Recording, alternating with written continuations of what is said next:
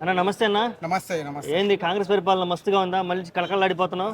లేదన్న, వేస్ట్. కాంగ్రెస్ పరిపాలన వేస్ట్ అన్న. ఆ, ఇప్పుడు కేసీఆర్ ఉన్నప్పుడు అన్ని పథకాలు ప్రతి ఒక్క ఇంటికి అందినాయి. ఆ, ఆ. ఇప్పుడు కేసీఆర్ గారు ఉన్నప్పుడు అట్లా అందేది. ఈ కాంగ్రెస్ వచ్చినాక దరిద్రం చుట్టుకున్నది. రియల్ ఎస్టేట్ అంతా అంత కష్టం పడిపోయింది. ఏమొచ్చింది నీకు? అసలు రియల్ ఎస్టేట్ కొన్న భూములన్నీ మళ్ళా ఇప్పుడు అమ్మడానికి ఇబ్బంది అయిపోతుంది. ఇంకోటి వృద్ధులకు పెన్షన్లు సరిగ్గా వస్తలేవు.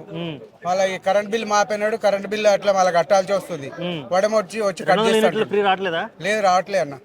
మళ్ళీ ఇందిరామ్మ ఇండ్లు ఇస్తున్నాడు, అవి లేవు. ఇంకా ప్రతి ఒక్కదానికి ఇబ్బంది అయింది. మేము బస్సులో పోయేటోళ్ళకైతే మరీ చాలా ఇబ్బంది అయిపోయింది. ఎందుకంటే లేడీస్ ఉంటే లేడీస్ ఉంటే ఇట్లా ఆపుతలేరు వాళ్ళు. ఎక్కిన దాంట్లో ఫుల్ ఎక్కుతారు. జెంట్స్ కి అసలు సీట్ దొరకట్లేదు ఒకటి. అది వేస్ట్. అది ఆ పథకం గిలా వేస్ట్ అయిపోయింది. మొన్న ఒక మహిళని గిలా గుద్ది చంపేసాడు బస్సోడు.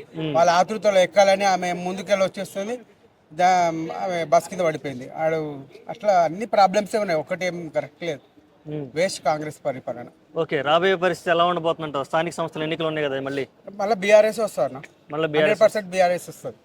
అంటే ప్రతి ఒక్కరు అనుకుంటున్నారు మనము కాంగ్రెస్ కేసు తప్పు చేస్తామని, జనాలు గిల్ల అనుకుంటున్నారు అట్లా. ఓకే, అంటే ఇంకా మరి 4 ఏళ్ళు భరించాలి కదా రేవంత్ రెడ్డి? భరించాలంటే మధ్యంతర ఎన్నికలు పెడితే ఇప్పుడు 100% బీఆర్ఎస్ వస్తుంది.